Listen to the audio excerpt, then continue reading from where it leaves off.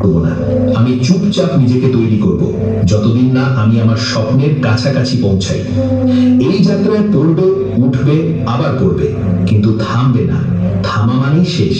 চলতে থাকাই জীবন, আর যারা চলতে থাকে তারাই একদিন গন্তব্যে পৌঁছায়। চুপচাপ নিজেকে তৈরি করো। আজ কষ্ট নাও যাতে আগামীকাল সম্মান পাও। আজ পরিশ্রম করো যাতে আগামীকাল স্বাধীন হও।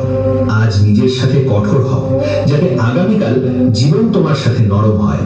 মনে রেখো, এই পৃথিবী ফলাফল দেখে, চেষ্টা নয়, অজুহাত নয়, কান্না নয়, ফলাফল। আর সেই ফলাফল তৈরি হয় নীরব প্রস্তুতিতে। তাই চুপচাপ কাজ করো, নিজের উন্নতিতে মন দাও, নিজের লক্ষ্য আঁকড়ে ধরো। একদিন, ঠিক একদিন জীবন নিজেই তোমার সামনে মাথা নত করবে। চুপচাপ নিজেকে তৈরি করার এই পথটা যত এগোবে ততই ভেতরের সত্যগুলো পরিষ্কার হতে শুরু করবে।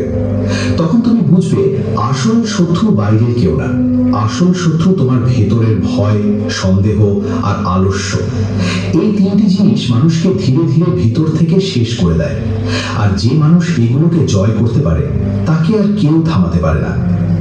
এই সময়টাতে তুমি অনেক কিছু হারাবে, অনেক মানুষ দূরে সরে যাবে, অনেক সম্পর্ক ঝরে পড়বে, অনেক কথা আর আগের মতো মানে রাখবে না।